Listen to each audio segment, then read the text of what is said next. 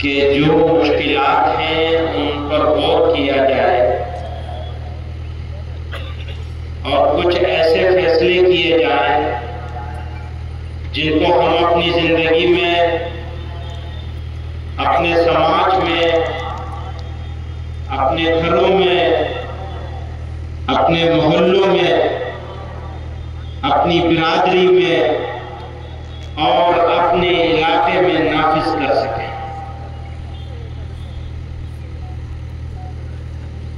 سوال تعداد کا نہیں ہے، سوال کمیت کا نہیں ہے، سوال کیفیت کا ہے۔ اگر کیفیت اللہ اور اس کے رسول صلی اللہ علیہ وسلم کے مرضی کے مطابق ہے یا مرضی کے مطابق کرنے کی کوشش کی جاتی ہے تو یقین جانیے حالات کے بدلنے میں، پلٹنے میں دیر نہیں لگے گی۔ دیری اس وجہ سے ہے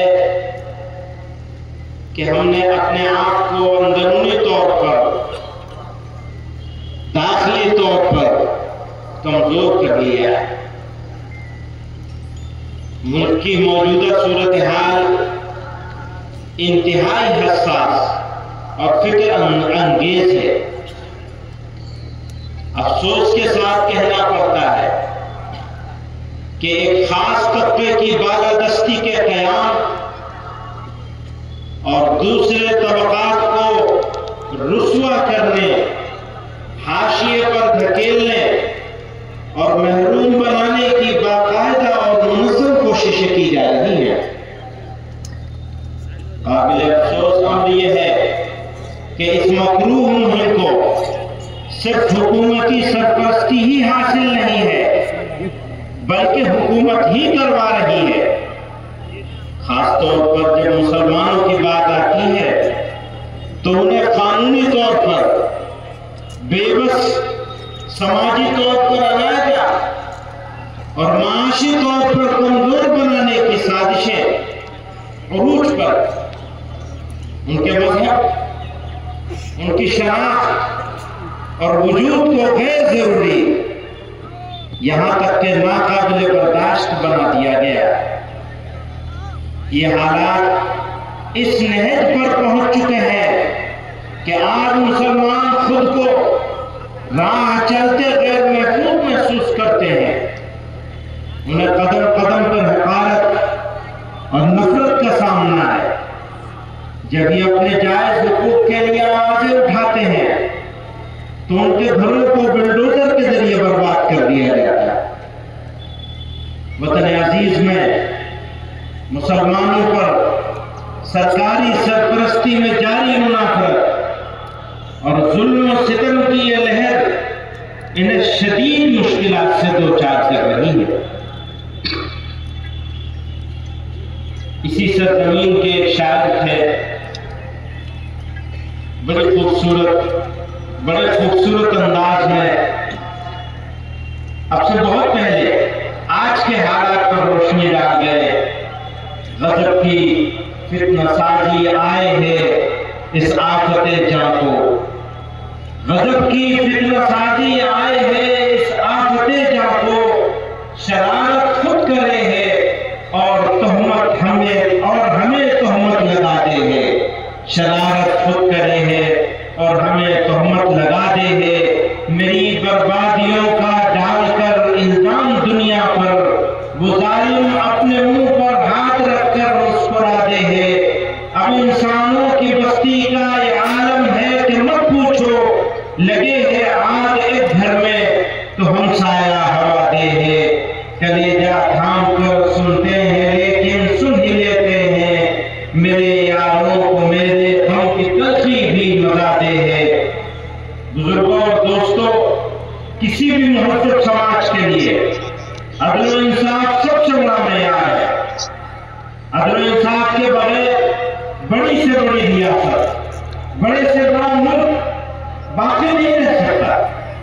ملک میں امن و امان کا قیام اور جرائم سے پاک معاشرے کی تشکیل انصاف کے بغیر ممکن نہیں، لیکن افسوس کے ساتھ کہنا پڑ رہا ہے کہ گزشتہ کچھ عرصے سے بالخصوص بابری مسجد، طلاق ثلاثہ جیسے بعض بنیادی اصولوں کی تشریح کی ایسی مثالیں سامنے آئی ہیں جنہوں نے عدالتوں کے کردار پر سوالیہ نشان لگا دیا ہے۔ مختلف عدالتوں نے مسلم پرسنل لا سے متعلق مسائل کو لے کر جو فیصلے دیے ہیں، ان سے ایسا محسوس ہوتا ہے کہ ان عدالتوں نے قانون کی تشریح کے بجائے قانون وضع کرنے کی کوشش کی ہے۔ 1991 اس کو نظر انداز کرتے ہوئے گیان واپی متھرا کے مقدمات کو قابل سماعت قرار دینے کا فیصلہ بہت واضح طور پر قابل ذکر ہے۔ اب تو وہاں پہ پہنچ گئے ہمارے بیچ میں عبدالواحد چشتی صاحب، انگارہ شاہ صاحب موجود ہیں اجمیر شریف سے۔ سوال ملک کا ہے۔ یہ ملک انصاف کے ساتھ، برابری کے ساتھ، برابر کے حقوق کے ساتھ، اقلیتوں اور اکثریت کی تفریق کے بغیر ملک باقی رہے گا تو باقی رہے گا، ملک کی ترقی ہوگی، خوشحالی ہوگی، اور ہمارے لیے یہ انعام ہے اس کا کرم ہے، اس کی مہربانی ہے کہ اس نے اس سرزمین پر ہم کو پیدا کیا۔ ہو سکتا ہے ہم کسی ایسی سرزمین پر پیدا ہوتے جہاں سب ایک طرح کے لوگ ہوتے، ہمارے جیسے لوگ ہوتے۔ اللہ تعالیٰ نے ہم کو اس مختلف خیال، مختلف عقائد کے سرزمین پر پیدا فرمایا، اور ہمارے لیے اس سرزمین کو میدان عمل بنا دیا۔ وہ ترکش اپنا خالی کرتے ہم پہلو نہ بدلیں گے، مزاج باغبانی باغبان کا در نہ بدلے گا، چمن والے بھی اپنا رنگ اپنی بو نہ بدلیں گے، جنون والوں کی شوریدہ مزاجی بھی نہ بدلے گی، وہ جب تک طرز و انداز خمے گیسو نہ بدلیں گے، غموں کی ترجمانی ہو رہی ہے، ہوتی جائے گی، یہ زخم دل نہیں ہے، پھول ہے، خوشبو نہ بدلیں گے، تیرا بخشا ہوا سرمایہ غم اتنا پیارا ہے کہ جام جم سے بھی ہم ایک بوند آنسو، کہ جام جم سے بھی ہم ایک بوند آنسو نہ بدلیں گے۔ میرے دوستو، مزاج دعوتی بنانا۔ بزرگوں اور دوستو، جب یہاں آتا تو مجھ سے بنگلہ دیش کے بارے میں سوال کرا، میں نے کہا اگر کوئی غیر مسلم کسی مسلمان کے درمیان میں رہتا ہے اور وہ اپنے آپ کو غیر مسلموں سے زیادہ، غیر مسلموں کے علاقے میں رہنے والے غیر مسلموں سے زیادہ محفوظ نہیں سمجھتا، باعزت نہیں سمجھتا، تو یہ مسلمان کے لیے افسوس، دکھ اور صدمے کا ہوگا۔